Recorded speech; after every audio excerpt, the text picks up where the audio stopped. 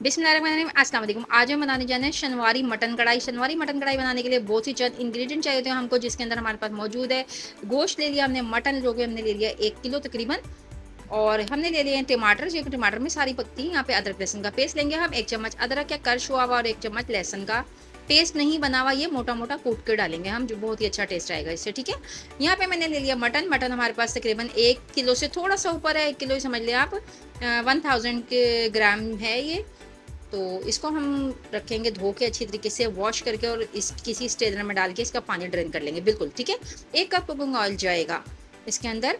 दही यूज़ करेंगे थोड़ा सा हम, ये एंड पे डलेगा। बिल्कुल रेसिपी को पूरा फॉलो कीजिएगा, वरना आपकी जो है ना रेसिपी मिस हो जाएगी। यहाँ पे हल्दी जाएगी और नमक जाएगा, और बस इसमें अभी कोई और मसाला नहीं जाएगा। टमाटर बहुत सारे डलते हैं, और यहाँ पे लेमन डलता है, और हरी मिर्च पे ही ये तैयार होती है टोटल।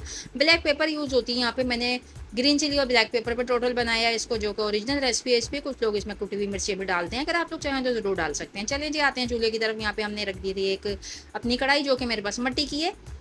ये हमने रख दी चूल्हे पर। इसके ऊपर मैंने पानी रख दिया था पहले से गर्म होने के लिए। नहीं ज़रूरी कि इसको गर्म किया जाए, यानी कि बस ऐसे ही ज़रा टाइम था, मैं अभी तैयारी कर रही थी तो मैंने इसको ऊपर चढ़ा दिया। इसी के अंदर हम गलाएंगे गोश्त को। अगर आप कुकर में पकाना चाहते हो तो कुकर में पका लेना, मैं इसको कढ़ाई में पकाऊंगी, इसलिए यहाँ पर हम थोड़े से मसाले ऐड करेंगे। पानी मैंने यहाँ पे इतना डालना है, कोई इसका नाप नहीं है, बस इतना है कि जितने में गोश्त हमारा टोटल डिप हो जाए। ठीक है, इसमें मैंने डाल दिया हल्दी और नमक, 1 चम्मच था नमक, और 1/4 टेबल स्पून थी हमारे पास ये टर्मेरिक पाउडर।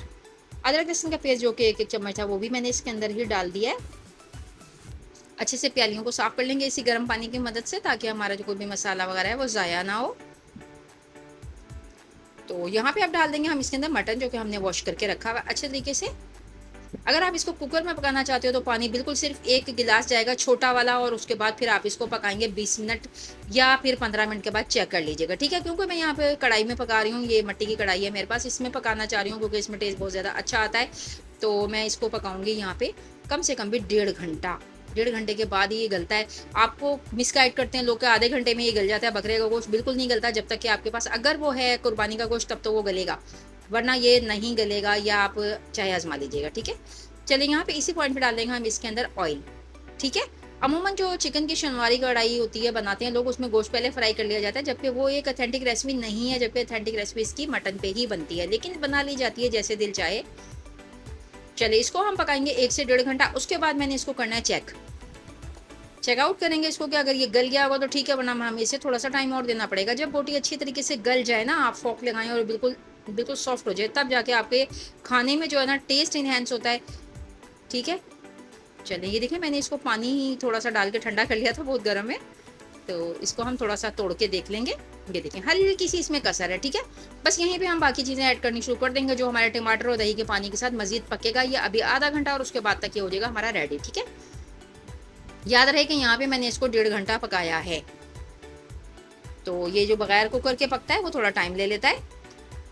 टमाटो डालेंगे हम यहाँ पे बहुत ज़्यादा, इसमें टमाटर ही डलते हैं। 1 किलो का रेशो अगर होगा तो आधा किलो टमाटर डालेंगे। 1 किलो अगर आप चिकन वो गोश्त ले रहे हो, कोई सा भी गोश्त, तो उसके साथ आधा किलो टमाटर लाजमी डलेगा। इसका फॉर्मूला है ये। ठीक है, अदरवाइज इसमें कोई मसाला प्याज वगैरह नहीं डलता है, प्याज के बिना बनती है, प्याज के साथ ये बिल्कुल नहीं बनाई जाती।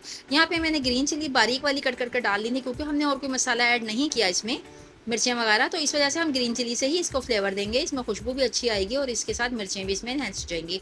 टमाटो की जो जब तक टमाटर गलेगा उस वक्त तक ये हरी मिर्च भी गल जाएगी, और जो हमारे गोश्त में थोड़ी कसर है ना, वो भी पूरी हो जाएगी। ठीक है, अभी मैं इसको 15 मिनट तक दोबारा से कवर करके पकाऊंगी, 15 से 20 मिनट तक, उस वक्त तक जब तक कि हमारा टमाटर जो अच्छे तरीके से गल नहीं जाएगा।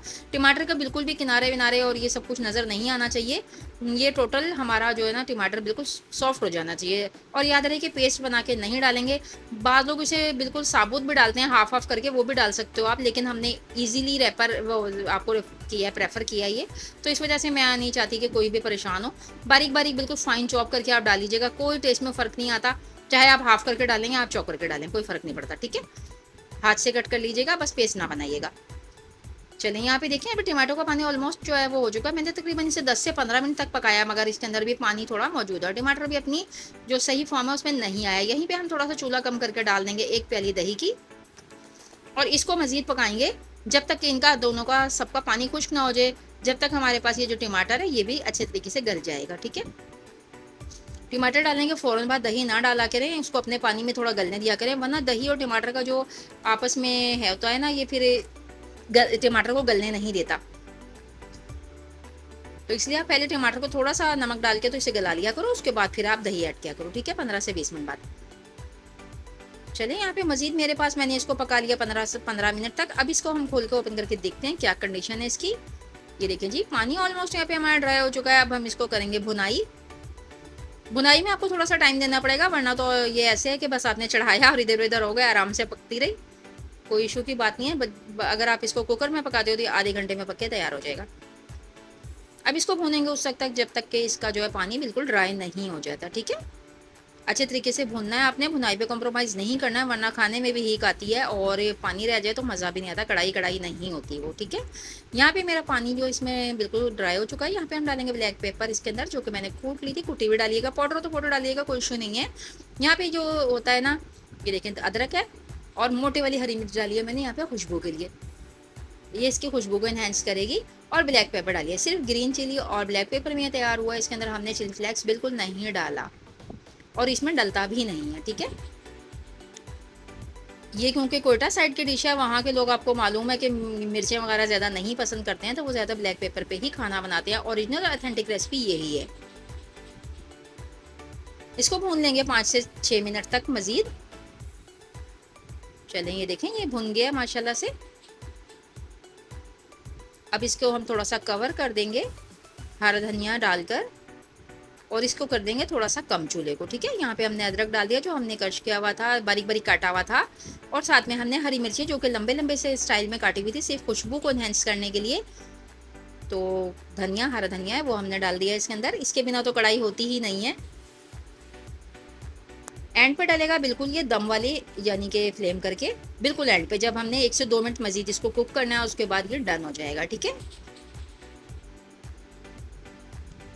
भून लिया, देखें जो ऑयल है वो ऊपर आना शुरू हो गया है। कढ़ाई की जो अपनी शक्ल है वो अपनी शक्ल में आना शुरू हो गई है। मसाला यकजान हो चुका है, बहुत ही अच्छी सी खुशबू भी आ रही है यहाँ पर। ट्राई करना मस्ट है। अगर रेसिपी अच्छी लगे तो रेसिपी को लाइक कीजिएगा, शेयर कीजिएगा और एक फीडबैक दीजिएगा।